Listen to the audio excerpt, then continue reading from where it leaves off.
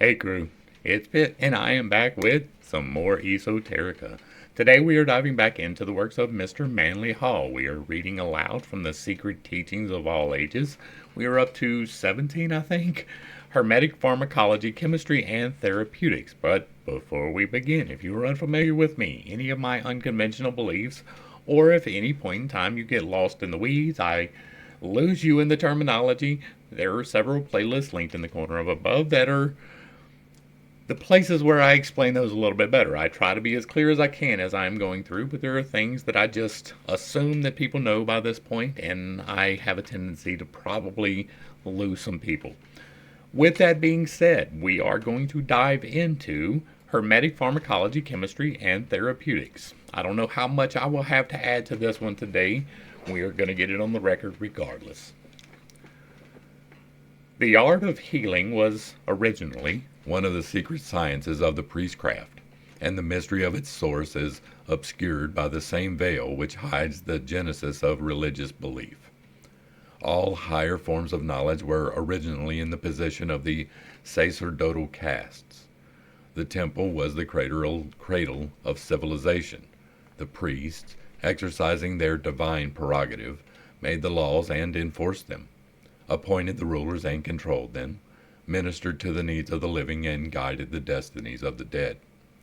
All the branches of learning were monopolized by the priesthood, who admitted into their ranks only those intellectually and morally qualified to perpetuate their arcanum. The following quotation from Plato's Statesman is apropos of the subject. We're going to have to fall back and pick up some more Plato.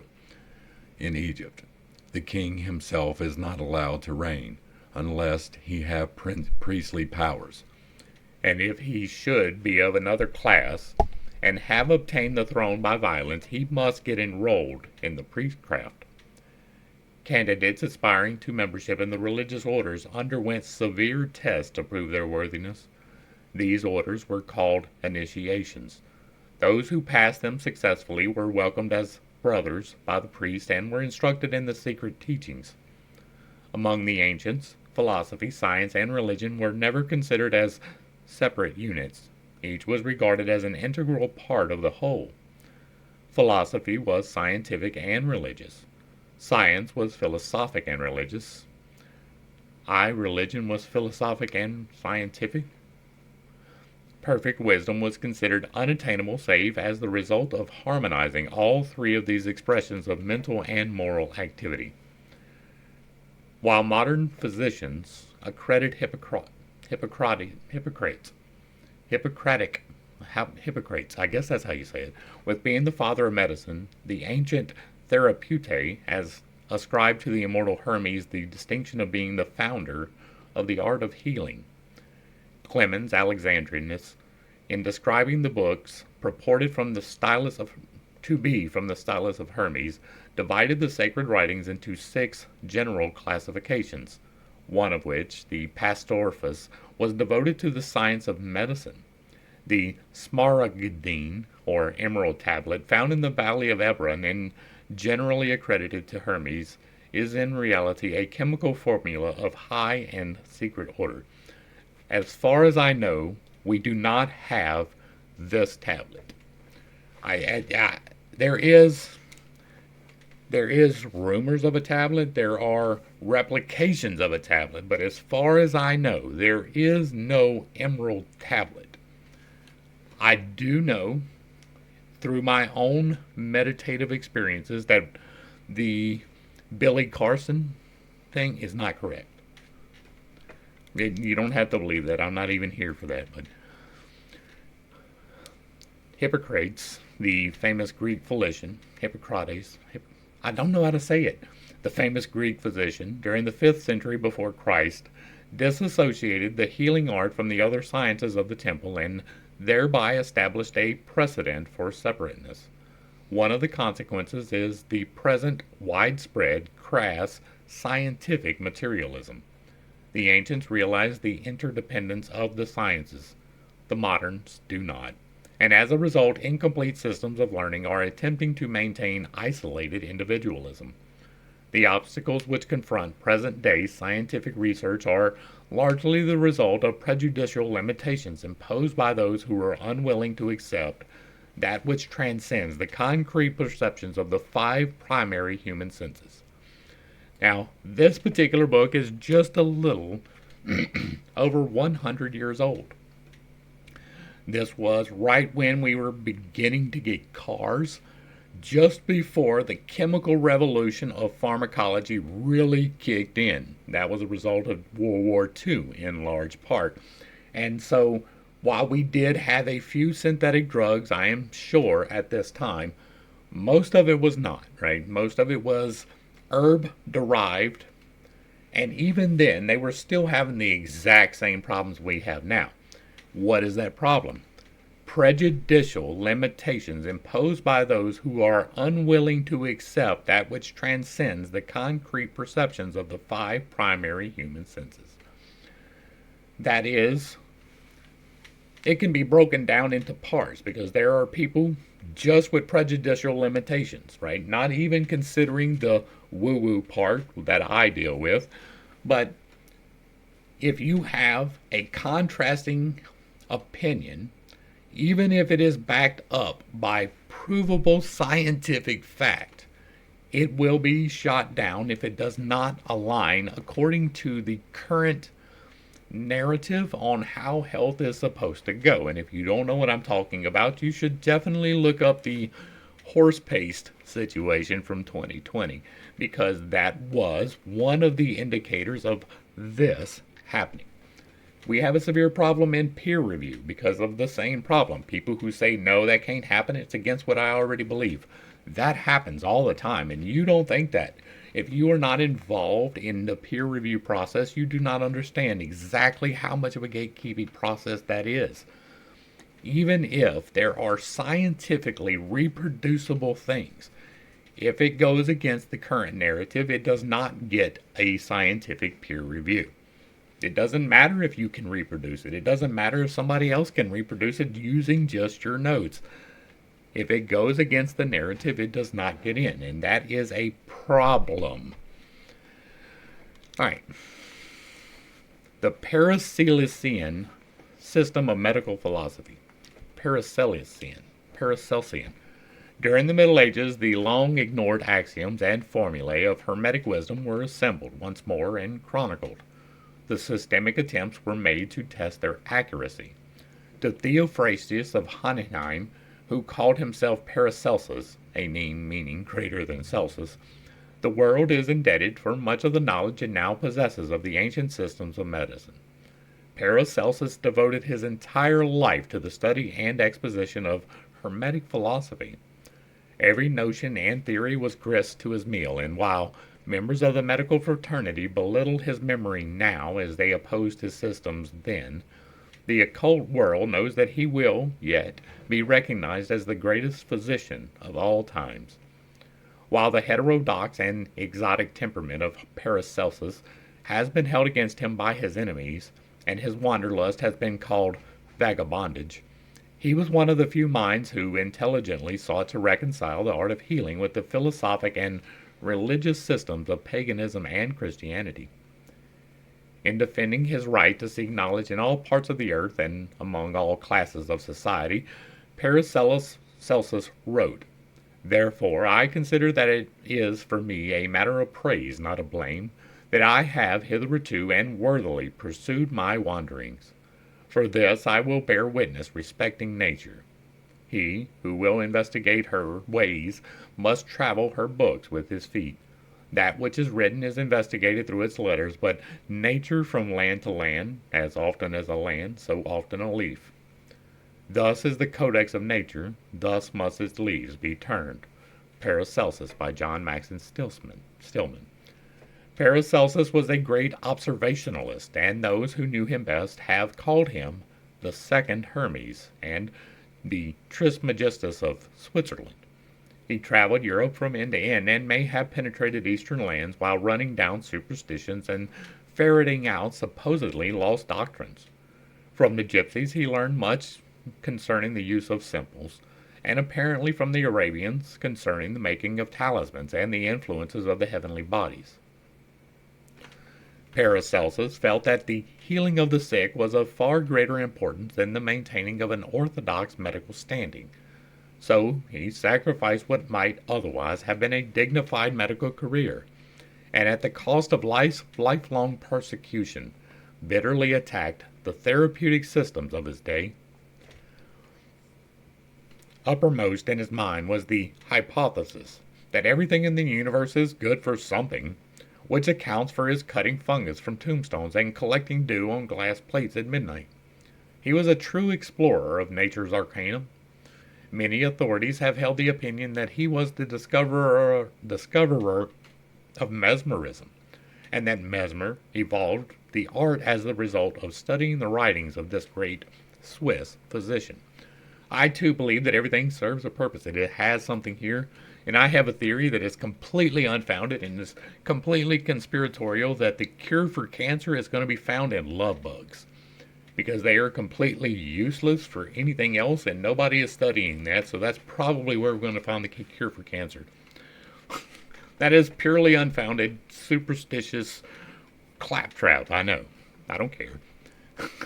The utter contempt which Paracelsus felt for the narrow systems of medicine in vogue during his lifetime and his conviction of their inadequacy are best expressed in his own quaint way. But the number of diseases that originate from some unknown cause is far greater than those that come from mechanical causes, and for such diseases our physicians know no cure, because not knowing such causes they cannot remove them. All they can prudently do is observe the patient and make their guesses about his condition, and the patient may rest satisfied if the medicines administered to him do no serious harm and do not prevent his recovery. The best of our popular physicians are the ones that do least harm, but, unfortunately, some poison their patients with mercury. Others purge them or bleed them to death. There are some who have learned so much that their learning has driven out all their common sense. And there are others who care a great deal. Again, check out ivermectin. Deal more for their own profit than for the health of their patients. A disease does not change its state to accommodate itself to the knowledge of the physician, but the physician should understand the causes of the disease. A physician should be a servant of nature and not her enemy. He should be able to guide and direct her in the struggle for life and not throw, by his unreasonable interference, fresh obstacles in the way of recovery. From the Paragranum, translated by Franz Hartmann. The belief that nearly all diseases have their origin in the invisible nature of man, the astrum, is a fundamental precept of Hermetic medicine. For while Hermeticists in no way disregarded the physical body, they believed that man's material constitution was an emanation from, or an objectification of, his invisible spiritual principles. A brief, but it is believed fairly comprehensive resume of the Hermetic principles of Paracelsus follows. We're going to go ahead and check this out before that. The title page of the Book of Alzey.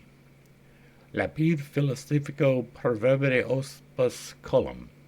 I'm not going to try to read the rest of that. You see how bad my Italian is. So, or maybe that's Latin. I think that's Italian. I don't know. That's Latin. Anyway, it doesn't matter. From Museum Hermeticum Reformatum et Amplificatum. This title page is a further example of Hermetic and alchemical symbolism. The 7-pointed star of the sacred metals is arranged that one black point is downward, thus symbolizing Saturn the destroyer. Beginning in the space immediately to the left of the black point, reading clockwise, discloses the cryptic word vitriol, formed by the capital letters of the 7 Latin words in the outer circle. Let's look at that real quick. I guess that would be right here. Vitriol. There is one vital substance in nature which all things subsist. It is called archeus, or vital life force, and it is synonymous with the astral light or spiritual air of the ancients. In regard to this substance, Eliphas Levi has written, light, that creative agent, the vibrations of which are the movement and life of all things. Light, latent in the universal ether, radiating about absorbing centers, which, being saturated thereby, project movement and life in their turn. So forming creative currents, light astralized in the stars, animalized in animals, humanized in human beings. Light, which vegetates all plants, glistens in metals, produces all forms of nature, and equilibrates by all the laws of universal sympathy. This is the light which exhibits the phenomena of magnetism, divined by Paracelsus, which tinctures the blood, being released from the air as it is inhaled and discharged by the hermetic bellows of the lungs. The history of magic. This vital energy has its origin in the spiritual body of the earth. Every created thing has two bodies, one visible and substantial, the other invisible and transcendent. The latter consists of an ethereal counterpart of the physical form. It constitutes the vehicle of Archeus, and may be called a vital body. This etheric shadow sheath is not dissipated by death, but remains until the physical form is entirely disintegrated. These etheric doubles, seen around graveyards, have given rise to a belief in ghosts. Being much finer in its substances than the earthly body, the etheric double is far more susceptible to impulses and inharmonies. It is derangements of this astral light body that cause much disease. Paracelsus taught that a person with a morbid mental attitude could poison his own etheric nature, and this infection, diverting the natural flow of vital life force, would later appear as a physical ailment. All plants and minerals have an invisible nature composed of by this Archeus, but each manifested in a different way. Concerning the astral light bodies of flowers, James Garofell in 1650 wrote the following: I answer that though they be chopped in pieces, brayed in a mortar, and even burnt to ashes, yet do they nevertheless retain, by a certain secret and wonderful power of nature, both in the juice and in the ashes, the self same form and figure that it had before. And though it be not there visible, yet it may by art be drawn forth and made visible to the eye by an artist.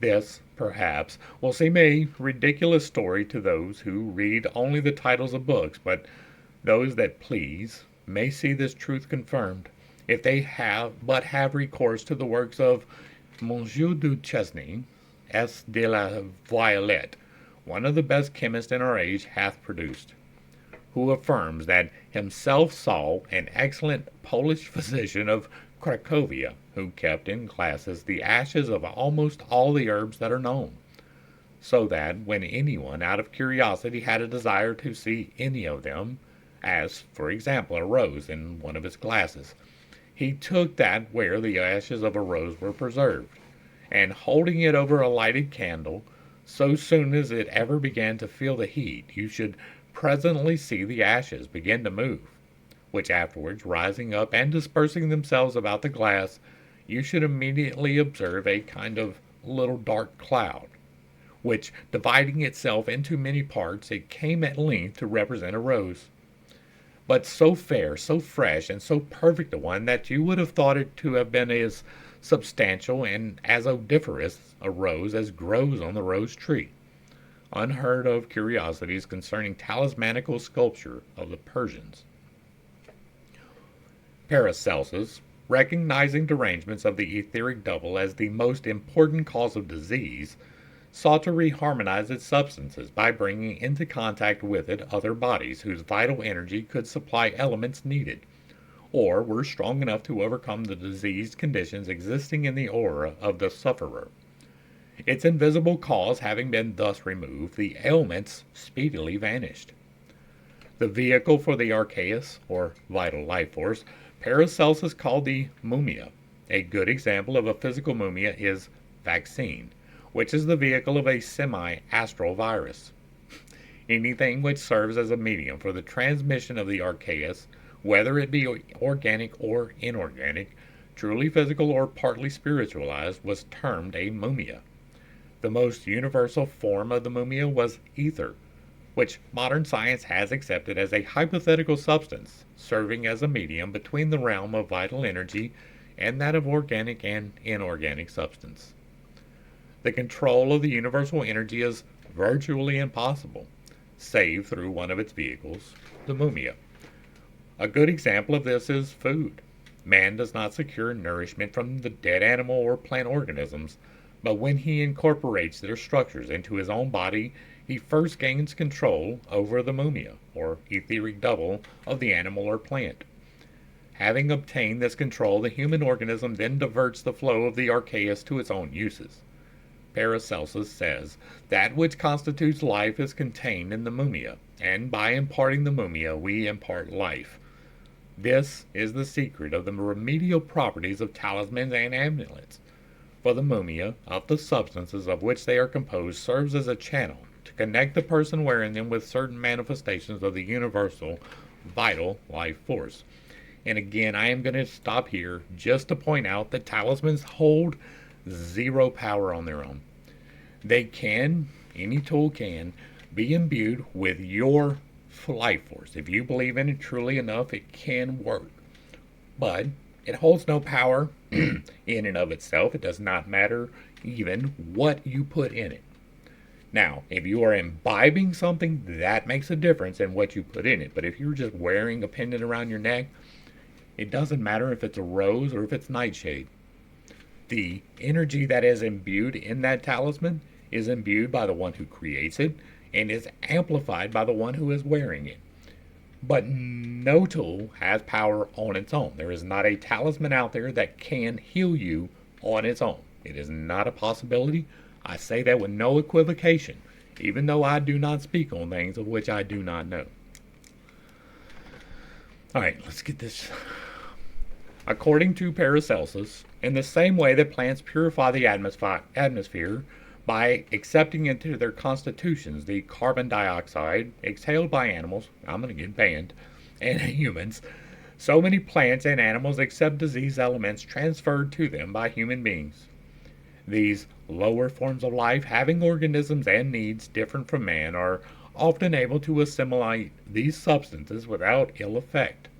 At other times, the plant or animal dies, sacrificed in order that the more intelligent and consequently more useful creature may survive. Paracelsus discovered that in either case, the patient was gradually relieved of his malady.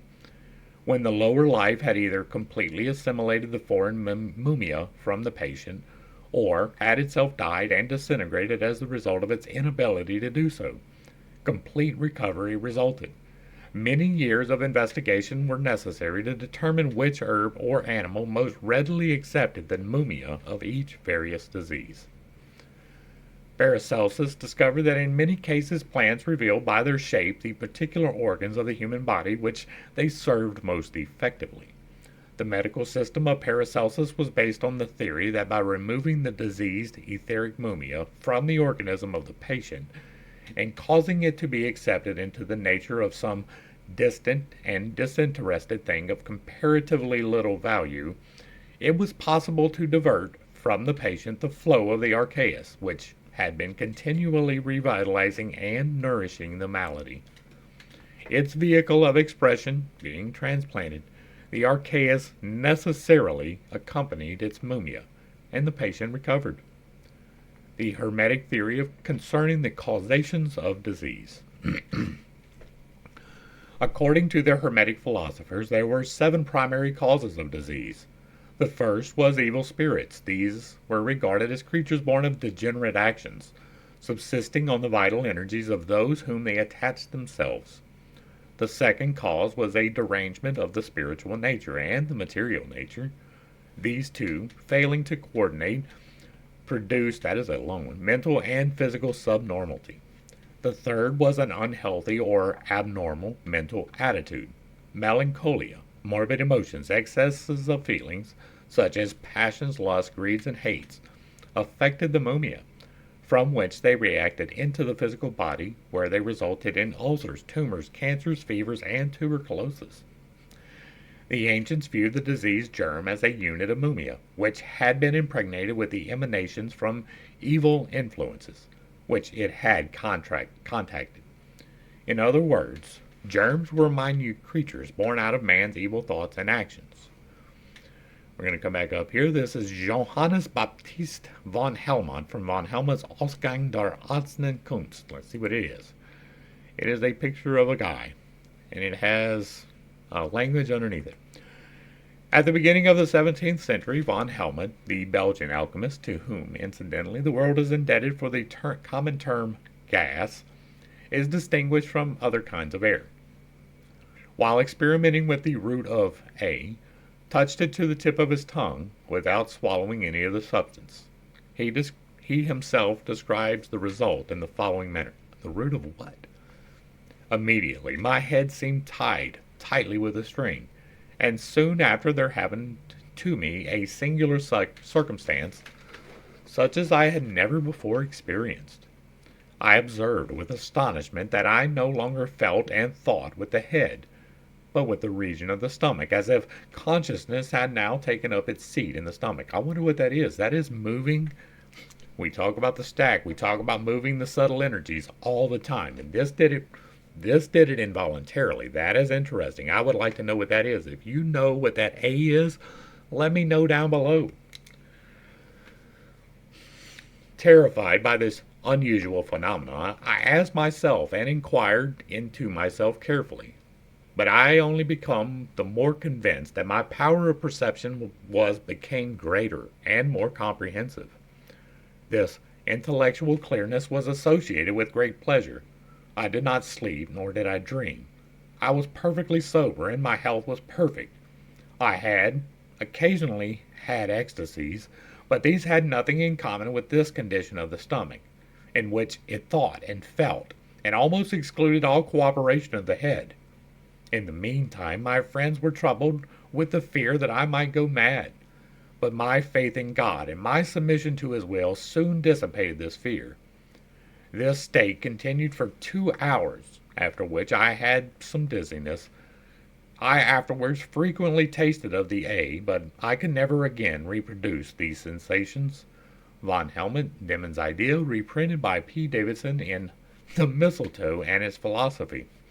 There you go. We talked about those chemicals yesterday. Von Helmont is only one of many who have accidentally hit upon the secrets of the early priestcrafts, but none in this age give evidence of an adequate comprehension of the ancient Hermetic secrets.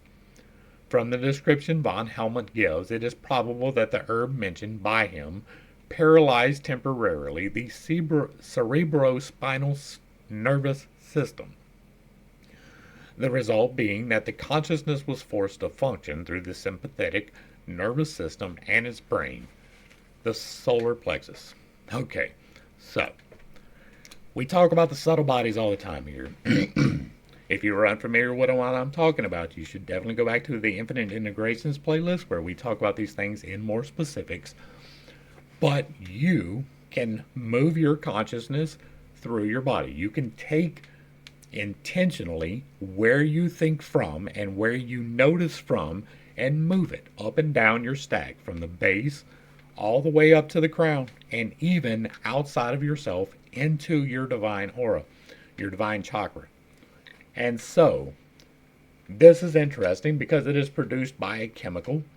It is bringing you down to the base side, right? You have the lower, which is the human side, which is below the heart. You have the upper, which is the spiritual side, which is above the heart. And then you have the human part, which is the heart itself and the divine. And so this was taking the consciousness from the top into the bottom. That's interesting. It explains a good bit why mistletoe was such a sacred plant and was gathered once a year. And that's good stuff. Okay, next up. The fourth cause of disease was what the Orientals called karma, that is, the law of compensation. If you're unfamiliar with the 8 laws of creation, they are linked up here as well, which demanded that the individual pay in full for the indiscretions and delinquencies of the past. A physician had to be very careful how he interfered with the workings of this law, lest he thwart the plan of eternal justice.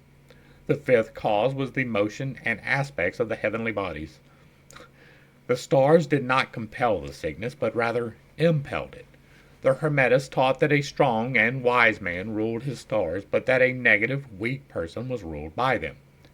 These 5 causes of disease are all superphysical in nature. They must be estimated by inductive and deductive reasoning and a careful consideration of the life and temperament of the patient. The 6th cause of disease was a misuse of faculty, organ, or function, such as overstraining a member or overtaxing the nerves. The 7th cause was the presence in the system of foreign substances, impurities, or obstructions. Under this heading must be considered diet, air, sunlight, and the presence of foreign bodies. This list does not include accidental injuries. Such do not belong under the heading of disease. Frequently, they are methods by which the law of karma expresses itself. According to the Hermetists, disease could be prevented or successfully combated in 7 ways. First, by spells and invocations in which the physician ordered the evil spirit causing the disease to depart from the patient. This procedure was probably based on the biblical account of the man possessed of devils, whom Jesus healed by commanding the devils to leave the man and enter into a herd of swine. No. Sometimes the evil spirits entered a patient at the bidding of someone desiring to injure him, but in these cases the physician commanded the spirit to return to the one who sent them. It is recorded that in some instances the evil spirits departed through the mouth in the form of clouds of smoke, sometimes from the nostrils as flames. It is even averred that the spirits might depart in the forms of birds and insects. It is important to note that the Hermetists were around and operating at least several centuries before Jesus was ever a thing. So there is no way that they derived it from him. Just putting that out there. If you are unfamiliar with me or any of my unconventional beliefs, I have a unconventional Bible study that will enlighten you on a lot of things. The second method of healing was by vibration. The inharmonies of the bodies were neutralized by chanting spells and intoning the sacred names, or by playing upon musical instruments and singing. Sometimes articles of various colors were exposed to the sight of the sick, for the ancients recognized, at least in part, the principle of color therapeutics, now in the process of rediscovery. The third method was with the aid of talismans, charms, and amulets. The ancients believed that the planets controlled the functions of the human body, and that by making charms out of different metals they could combat the malignant influences of the various stars. Thus, a person who is anemic lacks iron. Iron was believed to be under the control of Mars. Therefore, in order to bring the influence of Mars to the sufferer, around his neck was hung a talisman made of iron, and bearing upon it certain secret instructions, reputed to have the power of invoking the spirit of Mars. If there was too much iron in the system, the patient was subjected to the influence of a talisman composed of the metal corresponding to some planet having an antipathy to Mars. This influence would then offset the Mars energy and thus aid in restoring normality. That is a cure by faith, not cure by tool. The fourth method was by the aid of herbs and simples. While they used metal talismans, the majority of ancient physicians did not approve of mineral medicine in any form for internal use. Herbs were their favorite remedies, like the metals. Each herb was assigned to one of the planets. Having diagnosed by the stars the sickness and its cause, the doctors then administered the herbal antidote. The fifth method of healing disease was by prayer. All ancient peoples believed in the compassionate intercession of the deity for the alleviation of human suffering. Paracelsus said that the faith would cure all disease. Few persons, however, possessed a significant degree of faith. Now, this is one that I can talk on, right? If you are unfamiliar with me, if this is the first video that you've come across on me, you can go back through my videos, and 6 months ago, I could not talk this long in this tone of voice. 2.5 years ago, 3 years ago, when I started this, I couldn't talk for 15 minutes in a very high tone of voice. I did not have my voice. It was gone from me for about 3 years. And I, through faith, have healed myself. It is through the practices that I talk about in these various playlists that I have healed myself through faith. I have directed the energies that God gives, right? It is always God, not me necessarily, but He gives you the power to use the tools that He gives to you. And part of that is the intentional direction of the electromagnetic forces that create our reality. And I have used that to fix a cyst in my voice. I have removed a cyst in my voice through the intervention of faith alone. So there's that. The seventh method was practical medicine, consisting chiefly of bleeding, purging, and similar lines of treatment. These procedures, while useful in moderation, were dangerous in excess. Many a useful citizen has died 25 or 50 years before his time as a result of drastic purging, or of having all the blood drained out of his body. Doesn't even take all of it. Get a little over a pint and see what happens. Paracelsus used all 7 methods of treatment, and even his worst enemies admitted that he accomplished results almost miraculous in nature and character. Near his old estate in Hohenheim, the dew falls very heavily at certain seasons of the year, and Paracelsus discovered that by gathering the dew under certain configurations of the planets, he obtained a water possessing marvelous medicinal virtue, for it had absorbed the properties of the heavenly bodies. And I can't say that that's not true, but I don't believe it. Hermetic herbalism and pharmacology. The herbs of the field were sacred to the early pagans, who believed that the gods had made plants for the cure of human ills. When properly prepared and applied, each root and shrub could be used for the alleviation of suffering, or for the development of spiritual, mental, moral, or physical powers. In Mistletoe and its Philosophy, P. Davidson pays the following beautiful tribute to the plants. Books have been written on the language of flowers and herbs. The poet from the earliest ages has held the sweetest and most loving converse with them. Kings are even glad to obtain their essences at second hand to perfume themselves. But to the true physician, nature's high priest, they speak in a far higher and more exalted strain. There is not a plant or mineral which has disclosed the last of its properties to the scientists. How can they feel confident that for every one of the discovered properties, there may not be many powers concealed in the inner nature of the plant? Well have flowers been called the stars of earth, and why should they not be beautiful? Have they not, from the time of their birth, smiled in the splendor of the sun by day, and slumbered under the brightness of the stars by night? Have they not come from another and more spiritual world to our earth, seeing that God made every plant of the field before it was in the earth, and every herb of the field before it grew?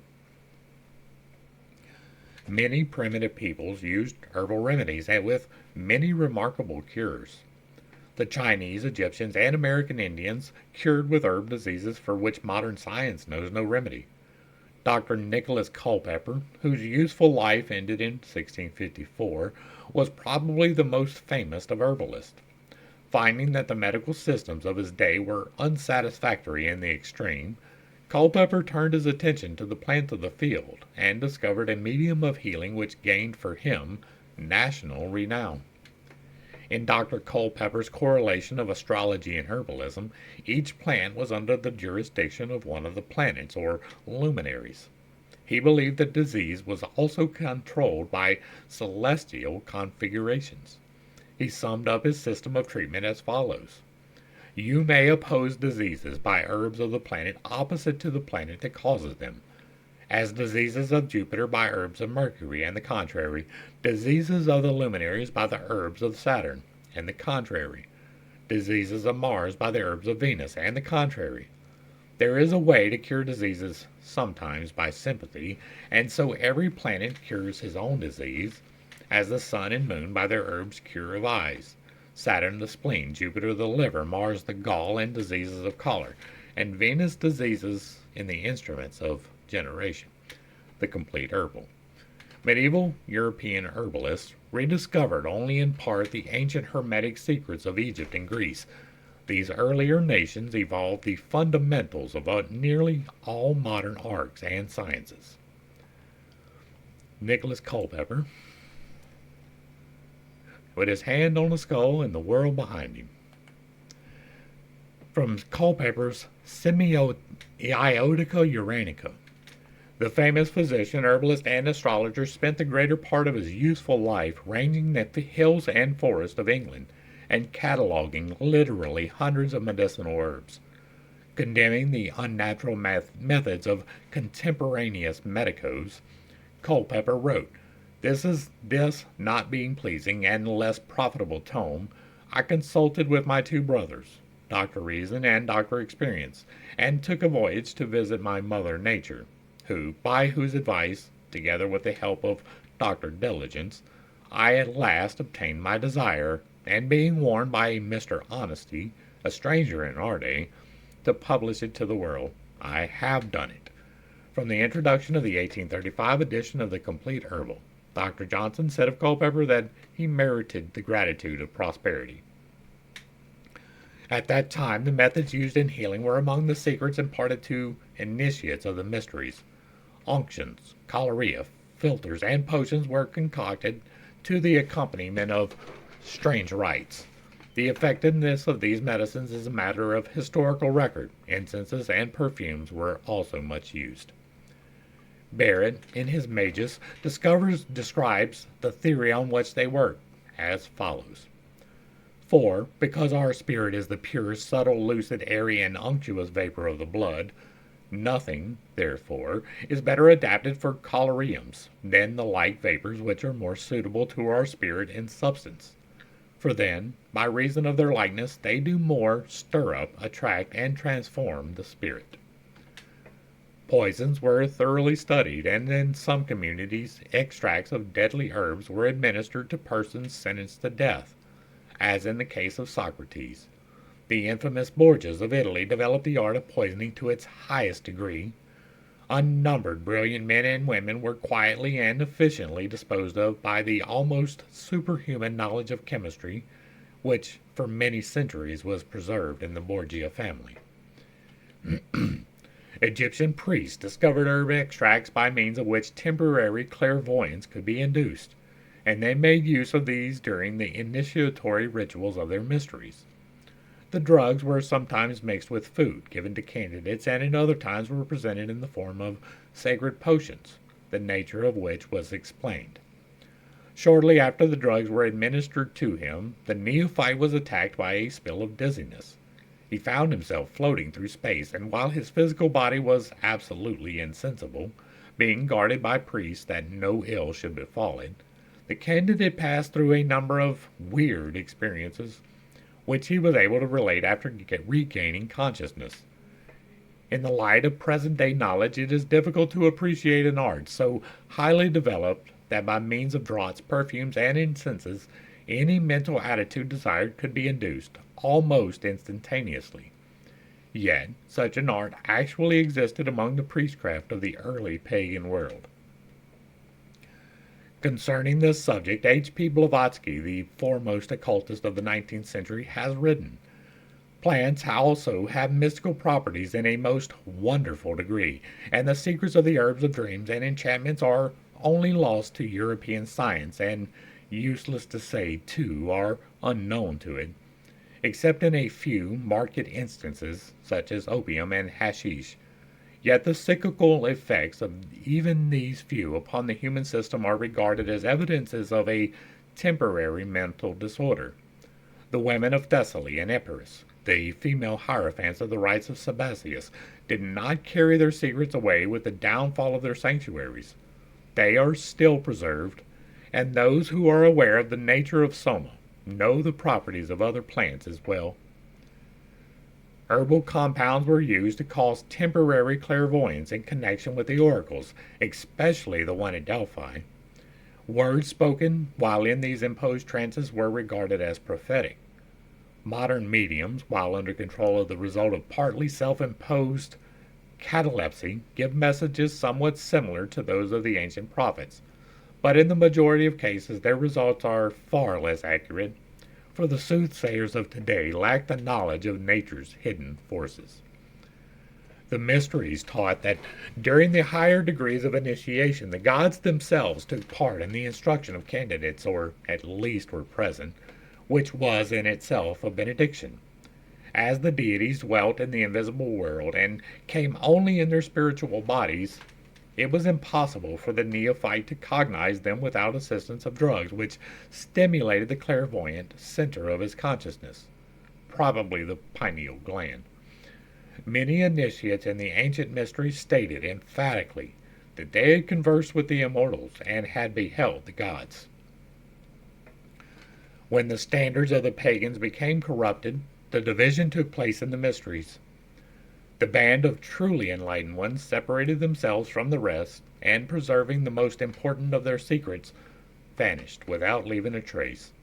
The rest slowly drifted like rudderless ships on the rocks of degeneracy and disintegration. Some of the less important of the secret formulae fell into the hands of the profane, who perverted them, as in the case of the Bacchanalia, during which drugs were mixed with wine and became the real cause of the orgies.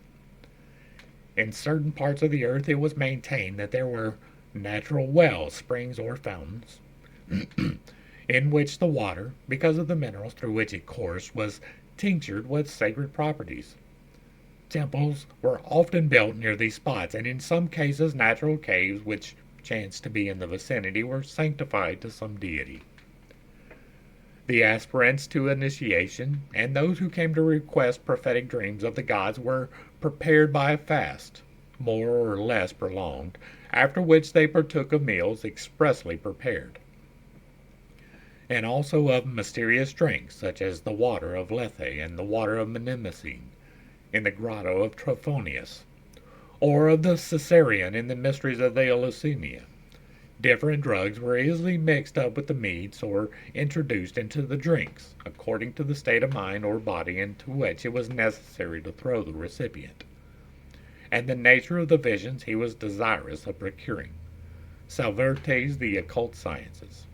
The same author states that certain sects of early Christianity were accused of using drugs for the same general purposes as the pagans. The sect of the Assassins, or the Yazidis, as they are more generally known, demonstrated a rather interesting aspect of the drug problem. In the 11th century, this order, by capturing the fortress of Mount Alamont, established itself at Iraq. Hassan Saba, the founder of the order, known as the Old Man of the Mountain, is suspected of having controlled his followers by the use of narcotics. Hassan made his followers believe that they were in paradise, where they would be forever if they implicitly obeyed him while they were alive. De Quincey, in his Confessions of an Opium Eater, describes the peculiar psychological effects produced by this product of the poppy, and the use of a similar drug may have given rise to the idea of paradise, which filled the minds of the Yazidis. The philosophers of all ages have taught that the visible universe was but a fractional part of the whole, and that by analogy the physical body of man is in reality the least important part of his composite constitution. Most of the medical systems of today almost entirely ignore the superphysical man. They pay but scant attention to causes, and concentrate their efforts on ameliorating effects. Paracelsus, noting the same proclivity on the part of the physicians during his day, aptly remarked, "There is a great difference between the power that removes the invisible causes of disease, and which is magic, and that which causes merely external effects to disappear, which is physic, sorcery, and quackery." Translated by Franz Hartmann. Disease is unnatural, and is evidence that there is a maladjustment within or between organs or tissues. Permanent health cannot be regained until harmony is restored. The outstanding virtue of Hermetic medicine was its recognition of spiritual and psychophysical derangements as being largely responsible for the condition which is called physical disease. Suggestive therapy was used with marked success by the priest physicians of the ancient world. Among the ancient Indians, the shamans, or medicine men, dispelled sickness with the aid of mysterious dances, invocations, and charms. The fact that, in spite of their ignorance of modern methods of medical treatment, these sorcerers effected innumerable cures is well worthy of consideration. They also used herbs. The magic rituals used by the Egyptian priest for the curing of diseases were based upon a highly developed comprehension of the complex workings of the human mind and its reactions upon the physical constitution. The Egyptian and Brahmin worlds undoubtedly understood the fundamental principle of vibrotherapeutics. By means of chants and mantras, which emphasize certain vowel and consonant sounds, they set up vibratory reactions, which dispelled congestion and assisted nature in reconstructing broken members and depleted organisms. They also applied their knowledge of the laws governing vibration to the spiritual constitution of man. By their intonings, they stimulated latent centers of consciousness and thereby vastly increased the sensitiveness of the subject matter. Vibration is a very important healing tool. In the Book of Coming Forth by Day, many of the Egyptian secrets have been preserved to this generation. While this ancient scroll has been well translated, only a few understand the secret significance of its magical passages. Oriental races have a keen realization of the dynamics of sound. They know that every spoken word has tremendous power, and that by certain arrangements of words they can create vortices of force in an invisible universe about them, and thereby profoundly influence physical substance. The sacred word by which the world was established, the lost word which Masonry is still seeking, and I have, and the threefold divine name symbolized by AUM, the creative tone of the Hindus, are all indicative of the veneration accorded the principle of sound. I have the word. I can't give it to you. You have to find it. And if you can't find it, I can't give it to you. These so-called new discoveries of modern science are often only rediscoveries of secrets well known to the priests and philosophers of ancient pagandom. Man's inhumanity to man has resulted in the loss of records and formula, which, had they been preserved, would have solved many of the greatest problems of this civilization. With sword and firebrand, races obliterate the records of their predecessors, and then, inevitably, meet with an untimely fate for the need of every wisdom they have destroyed. Chemical symbols from the De Mont Snyder's Metamorphosis Planetarum, and this is just the astrological symbols. De Monte Cinders declared that each of the above characters forms one syllable of a word having 7 syllables, the word itself representing the materia prima, or first substance of the universe. As all substance is composed of 7 powers, combined according to certain cosmic laws, a great mystery is concealed within the sevenfold constitution of man and the universe. Of the above 7 characters, De Monte Snyder writes, "Whoever wants to know the true name and character of the materia prima shall know that out of the combination of the above figures syllables are produced, and out of these the verbum significatium."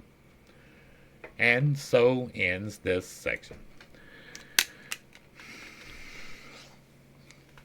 Herbs, plants, these are useful tools. That is an absolute truth.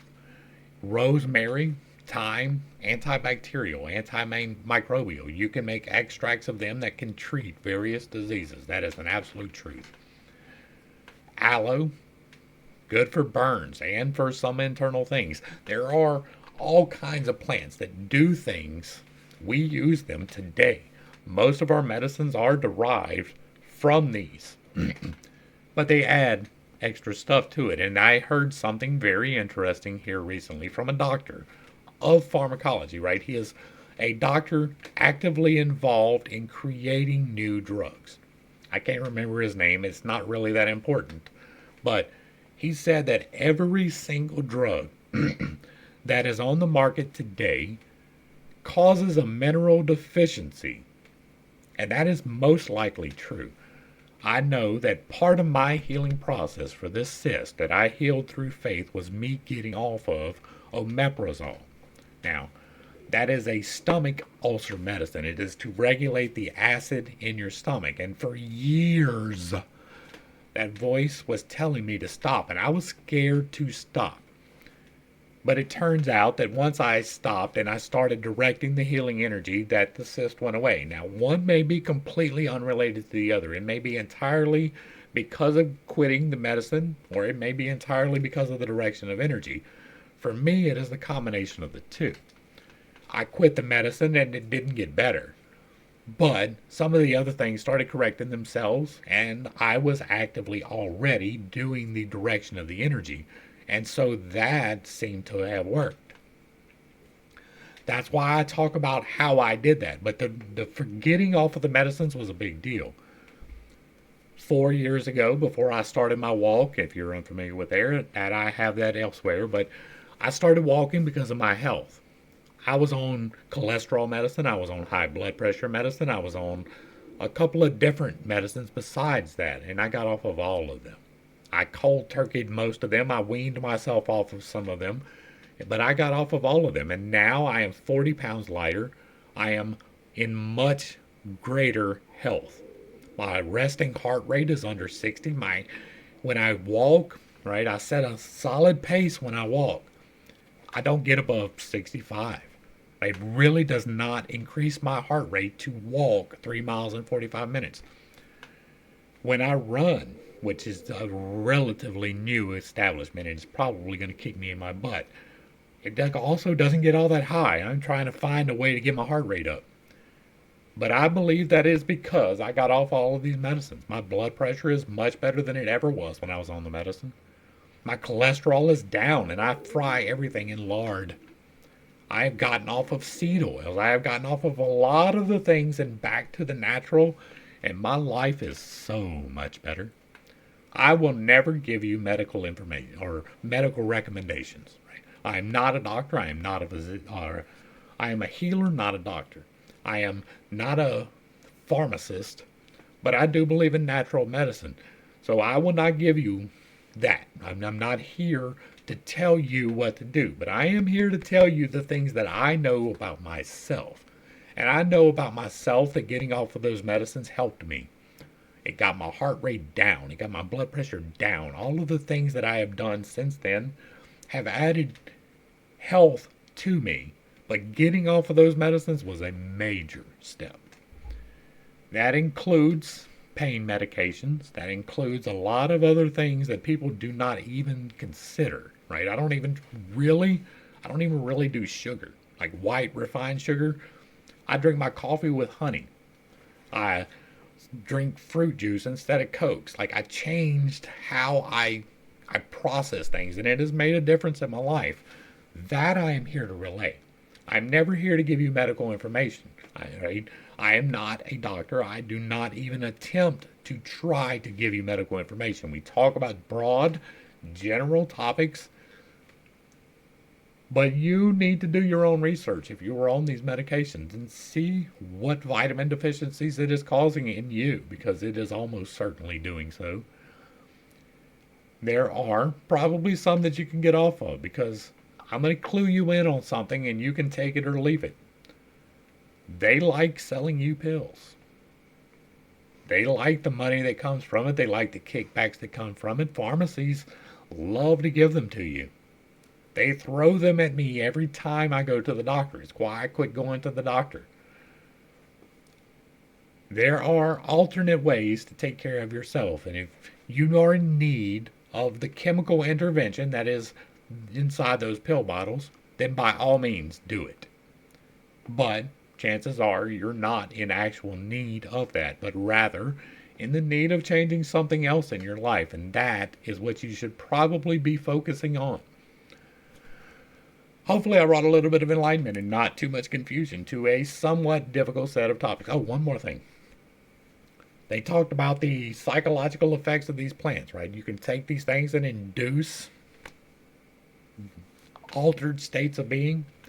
That is unlocking doors with keys that you don't have, right? You can unlock the doors to this parapsychic, or however they refer to it, the more than mundane, by taking psilocybin or DMT or any of these things. You can unlock those doors. But if you unlock those doors outside of your own will, you're doing it wrong. Those can be effective tools, but probably you are not equipped to handle it. There are things on the other side that you need to be in faculty control to do. Don't unlock the doors using these chemicals if you can at all help it. You can unlock any single door without the use of chemical intervention. I have done it. I have done it. I have done it. I have taken psilocybin. I have done it without psilocybin. It is possible to do it without psilocybin, and if you can do it without the psilocybin, do it without the psilocybin. That goes for every single substance possible. All of the doors that you unlock chemically are probably going to bite you. Go back to the 8 laws of creation if you do not understand what I am doing. But if you are not ready for what's on the other side of those doors, you do not need to unlock them. And if you are taking chemicals to unlock them, you are probably not ready for the other side of that door. Hopefully I brought a little bit of enlightenment and not too much confusion to a series of somewhat difficult concepts. I don't have a whole lot to add to this one. I added what I could, but again, I am not an expert in this. I don't know. I haven't experimented, and so I don't talk about it. I point out the things that I do know within it, but I try not to talk about the things that I don't know within it. So, if you like what I'm doing over here, let me know down below. Give me a like, share, and a sub. Throw me a comment. Let me know you appreciate it. If you agree or disagree, if it remains respectful, it gets to stay up. And if you really like what I'm doing, hit me with that super thanks, because I am not a communist. To the crew, thanks for hanging out. I appreciate every single minute that you are here with me, and I am praying for you every single day. Until next time, I love you. God loves you. You are perfect, whole, and complete just the way that you are. And this has been Pitt's Take. Peace.